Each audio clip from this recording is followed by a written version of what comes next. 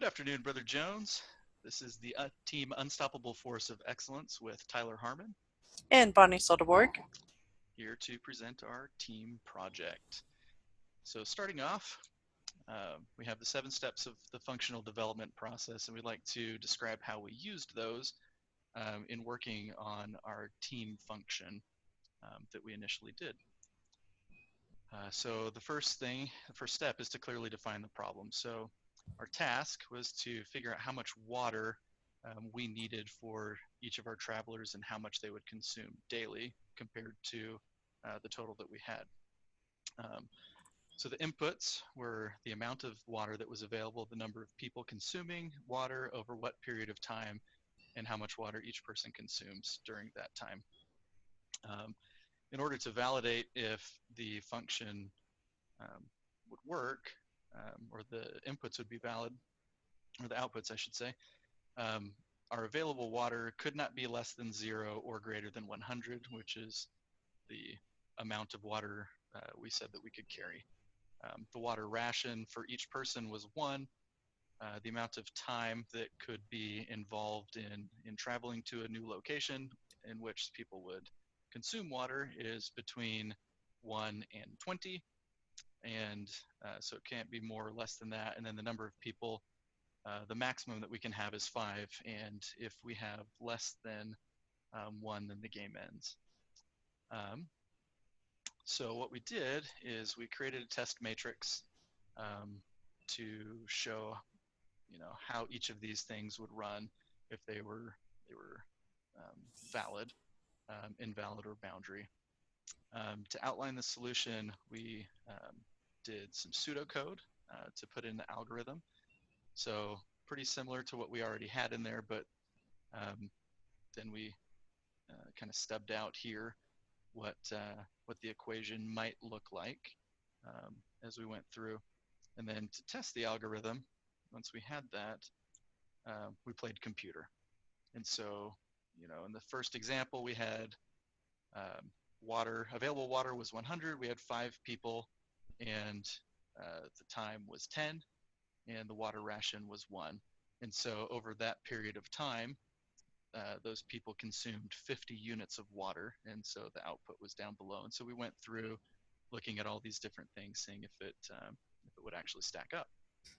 So then we translated that algorithm into code. And so I don't know if you can see this. I'm going to try to move this off to the side just in case. But anyways, you can see our pseudocode here up above, which we use to then translate it into an actual code that Java can read. So still looks very similar. And then we had different return values that would tell us if any of those values were out of line. So then to test that, we set up our resource control test for our test calc water consumption. And so we had, each of the different test cases. I believe there were 8 or 9 different test cases. And so for each of those ones, we took the values from the test matrix for each of these different variables and input them in and what the expected result would be. And we were able to verify that those all worked. And then as soon as we were finished with that, we committed the code and put it up on our shared GitHub. So now we're moving on to selection statements, and we'll demonstrate how we use each of those. Okay, so we'll start with the game menu that I worked on, and starting with the if-else selector. In this case, I used the if-else because I was looking for one specific thing. This particular code gets the input from the user, and I was most concerned if the user put Q in, meant the game was over. So that's all I looked for in this if-else. So if it's equal to Q, knock them out of the game. Game's over. The next one, the next part of code that I used was using a while loop. So while valid, so I set the Boolean variable valid to be false before heading into the loop. And as long as it remains false, then the user gets a statement saying, please input your choice. If the user were to choose to hit just the enter button, which would mean that my variable would be null, and it wouldn't have, it wouldn't point to one of our further menus. So we don't want that to happen. So we tell the user, try again, please input your choice. Once the user actually puts in a valid choice, so one of those things that are in the game menu, then it knocks them out of the loop. That the Boolean valid variable is then set to true, which then kicks us out and we return our inputs variable. That moves us on to the switch statement code. So I use switch and case in this particular part of the code because there were many choices. So not just one like in the if else. That made sense to use if else there. This time I have 1, 2, 3, 4, 5, 6, 7, 8, 9. Looks like 9 choices. And so doing an if else ladder a million times would be a bit much. So this is a beautiful time to use a switch case, and that's what I did here. So the input comes in and it compares it against all these things. When it hits one that's a match, it breaks out of the code and moves the user to that next menu that they've chosen. All right, and so for mine, I started with an if-else. However, the else is implied. I don't actually have the else in here. But this is for my calc wagon wheel degradation function. And so I have all of these different if statements with different variables that they'll return if those things happen to be true. So if the wagon wheel durability is less than 1 or greater than 100, it will return -1, and so on throughout all of these different things. And so I'll talk about another switch statement, but I do use switch in here as well. Now, once we have those things determined, then we get to our actual function down here. So this is using the case to say if it's not equal to any of these values in the case, the switch statement, and it's going to return this. So once we have all those, then we can get to our actual equation. So the wagon wheel durability minus those different values. And so if once that calculation is made, if the wagon wheel degradation value is less than 1 or greater than 100, it will return this -4. Else, which is implied here for the return, it's going to return the calc wagon wheel degradation value that would be assigned from doing this equation. So next I have a while statement, and so this is from one of the menus. So we have a do while. So what it's going to do is while it's in this menu, it's going to print out all these printlns for the health menu, display the options, and then if they input quit, it's going to return to the previous menu. Or while the end of view is not equal to true, while we're still within this view, it will continue to display this. The end of view becomes true, or not when it's not equal to true. Then if we select one of those other options, it takes us into, once we select one of those things, it takes us into a new view so that the end of view becomes true. So while it's not true, it displays this menu. As soon as one of those valid selections are selected, then it ends the view and moves on to another option, another view. And then for my switch, back to that same thing as we had the switch statement in here. So I assign a new variable for terrain value. And in the case that it is typed in normal exactly that way, then it will return a value of 0. And if it does that, then it breaks, the code stops. If it doesn't have 0, then it checks for medium. If it does have medium, then it returns the terrain value of 10. and then breaks. And then if neither one of those are true, then it will return a value of 20 and break from that particular switch statement. So it's going through looking for any one of those things, and it will break the code or stop the function if it finds one of those before it gets to the end.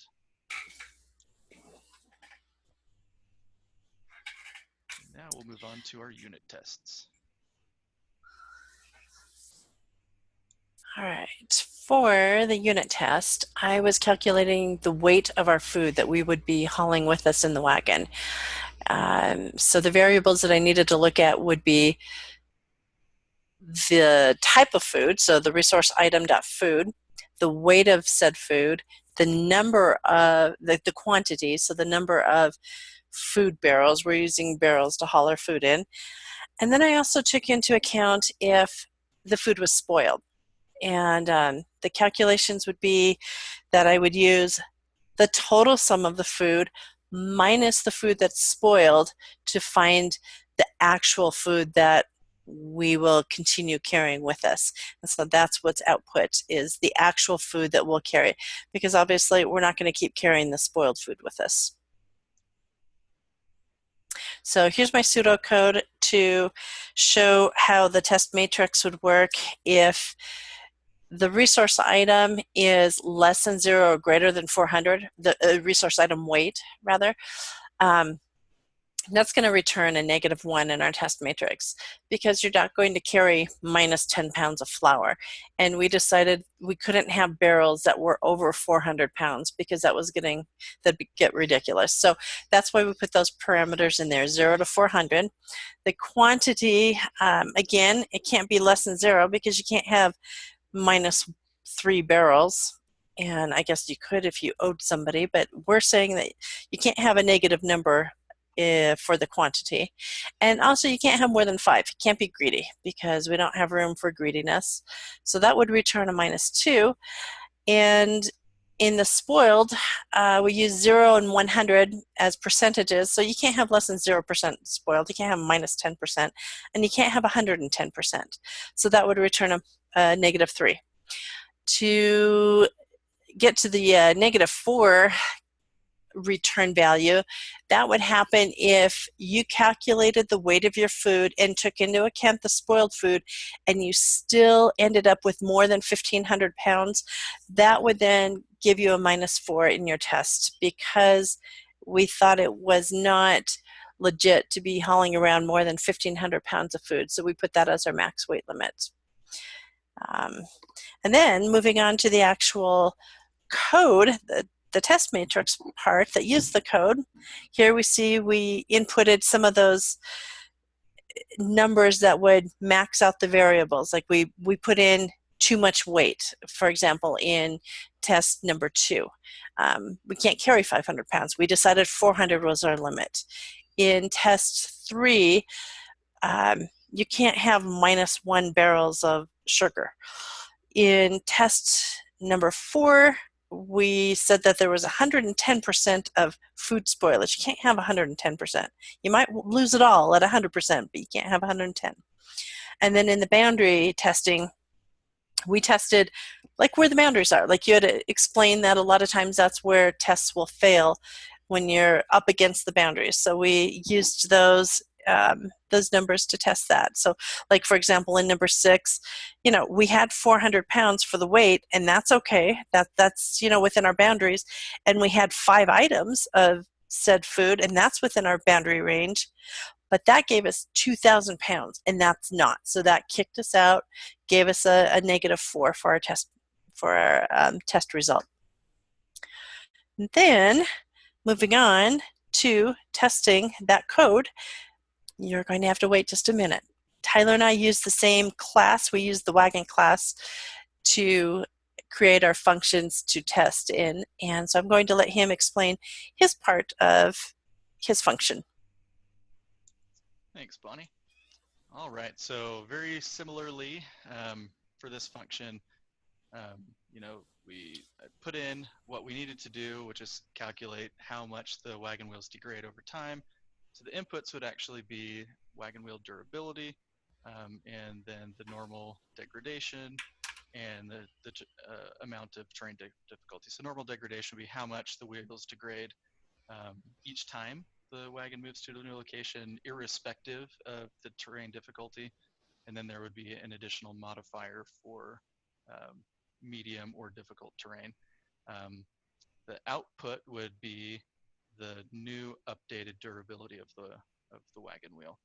And so we'd know it would be valid if the wagon wheel durability was between 1 and 100. Our normal degradation would be 10 for each time the wagon moves, and terrain difficulty needed to be exactly the following strings of normal, medium, or difficult. So I wrote out the pseudocode, saying that basically the calc wagon wheel degradation was going to take those three variables. It would be a double, and it would give us a new wagon wheel durability. So again, had the same validation statements up on top, and then the way we calculate is we take the original wagon wheel durability, and then we'd subtract the normal amount of degradation plus the amount of degradation for each terrain difficulty from that wagon wheel durability. So if our wagon wheel degradation, and we had I had different return statements for all of those. So for each of the different validations, that would return those different values. And so if the value for this function of calc wagon wheel degradation was less than 1 or greater than 100, then it would return a -4. But if it was greater than 1 and less than 100, then calc wagon wheel degradation would equal wagon wheel durability, and we'd return that. Okay, so here in the test matrix, set up those same kind of parameters just like Bonnie did for hers. So in the first case, in 1, 2, and 3, all of those are valid. All of the wagon wheel durabilities are between 1 and 100. The normal degradation is always 10, and then we have different values of valid terrain difficulty outputs. In test case 4, it's invalid because the wagon wheel durability is less than 1, it's at 0. Test case 5, it's invalid because it's greater than 100. In 6, it's invalid because normal degradation must always be 10, but we have it set to 9. And in 7, it's invalid because the terrain difficulty, the string for that does not match the required inputs. And then so for the boundary case, we just tested to make sure that those results fit within the parameters of 1 and 100 and would return an actual result. And the reason in test case 8 that it returns a -4 instead of one of like a -1 in test case 4 is the result of it's less than 0. But once we actually, if all those other factors before the calculation are run are met, we're okay with a negative value because that negative value will tell us if the wagon wheel is broken, and so that's why we return the -4. Okay. Ta-da, drum roll. Yep, so we just want to point out that, you did receive +10 to patience here, so congratulations. All right, so now for our test, we're in our wagon wheel control test, or wagon control test. And so, so wagon control test and Bonnie's is below here as the calc food weight, right so they're there. both the wagon, so they're in the same test control. But you can see that we put in for each of the test cases the different variables so that we could calculate each of those test cases and make sure that they actually ran. So I'm going to go ahead and run that for you. Test that file. Why, thank you, sir. And all right, and starting about midway down the page there, about halfway down, is her calc food weight right Those are mine. And so those do match up with the test matrix that I displayed earlier. That's what I expected. Those are the results I expected to get. Yep, and same for mine. So we got all those ready. Our team test passed. So now go back to the presentation and we'll talk about scope and lifespan. Okay, so we looked at 3 different types of variables within our program. We looked at instance variables. That's what we'll talk about first. What sets them apart is they're defined within a class. They can be set as public or private, but they're specifically set within a class. And so we chose to look at our player class in these instances, these instance variables that we set.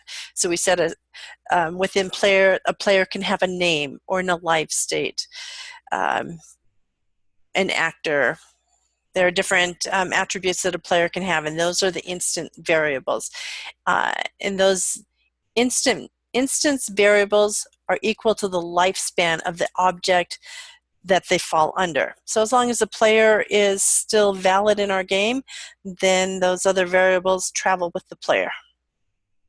And one other thing to point out about that we learned is that those don't mean that they'll exist forever. Those can be cleaned out by the garbage function eventually. So if it goes a period of time without calling, yeah, when they're not referenced any longer, yeah, then it will disappear. Good point. And then the argument variables. So these are specifically defined within a method or a constructor. And the lifespan of an argument variable is within that method that's calling it, within the duration of that method.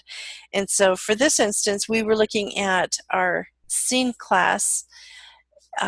We have several variables that we use within there.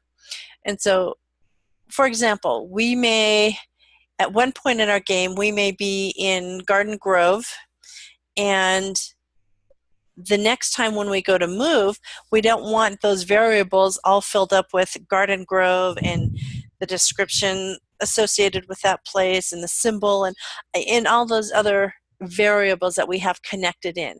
So when that index of our array moves to the next one, which is Nishnabotna River, we don't want to say, oh, it's Nishnabotna River and Garden Grove. So those last ones, those last values that we had in there, those all get wiped out and the new ones come in. So an argument variable is for the duration of the method calling it.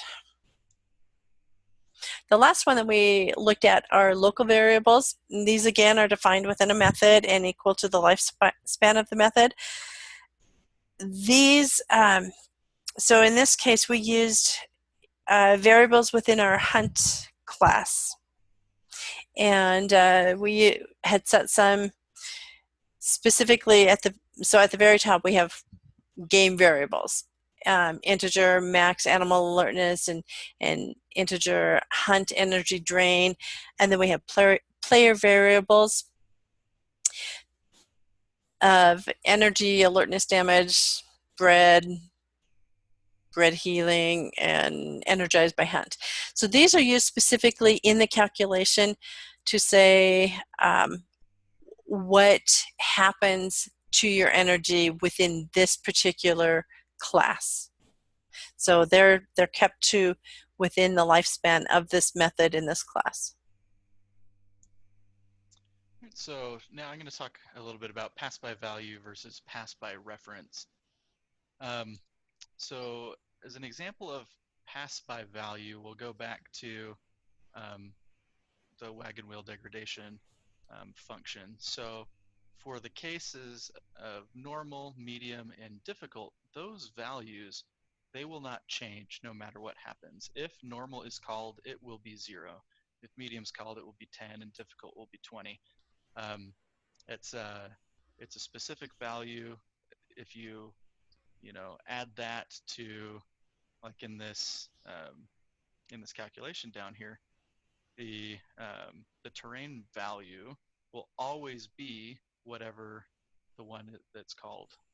It can't change. And so then for pass by reference, we'll go back to that scene one that Bonnie was just talking about. So we're calling down here game dot get current scene, but we're adding an incrementer to that of +1. So we start off in Navu, but each time we run the advanced scene function, then it's going to get our current scene and +1. And so it changes, it's like an address. So the location's values are passed by reference for that specific location. In this case, Navu's specific location is index value of 0. The next time we run the advanced scene function, it will now return the reference here to these arguments for scene at index 1 for Sugar Creek, and then the next time Cheriton River crossing. And so each time we run that function and we select the reference, we're referencing the values in arguments at a different location, and each location for us is the different index value here. So in conclusion, we have a long way to go, but we feel like we're getting closer and we're on our way to swimming with the big fishes. And I'll let Bonnie speak for herself as well, but I know that that we're enjoying this class quite a bit, and it's exciting to learn these things. It's hard sometimes, it takes a lot of work, but I feel like we're getting closer. And I will definitely second all of that. It is fun, and it is hard, and it is challenging. And again, it's fun, probably because it's hard and challenging, but we're overcoming those challenges. And so that's really cool. I think we're making progress, and I feel like we're starting to wrap our heads around Java a little bit and wrap our heads around this game and the whole process. So yeah, it's pretty cool. I feel like we're swimming with the medium fishes at least. You know, we were swimming with the minnows before, but we've made it up to, you know, maybe the trout. I don't know. You know, I guess it's still pretty little, but we're swimming. That's the point. We're not drowning. Yep. And even we lost a team member this week with Tamlin having some health issues and stuff. So it'll be a little bit more work for us, but we feel very confident that that we're going to be able to keep up and that we've got a good handle on things. Then we just thought that it's nice to have a little quote. So speaking of the adversity in the trials, it's often in the trial of adversity that we learn those most critical lessons that form our character and shape our destiny, and that's by President Uchtdorf. So going back to the hard but fun, we're willing to put in the work because we believe that this will really shape us and help us to have the future and the careers that we want to have. And we just wanted to thank you, Brother Jones, for putting in all the hard work that you do. It does not go unnoticed. We appreciate it. Yeah, not at all. To be honest, we joined your class through the recommendations of some people on Facebook, and so we have gone back to also recommend you as well. And the recommendations that we found are that you're always very helpful and willing to work with the groups and stay up late, and we found that to be true, and we super appreciate it. And we may or may not brag about you. You know, we may have said before multiple times that, you know, we have an instructor that has gone the extra mile several times for us. So anyway, super appreciate it. Thank you. Yep, thanks.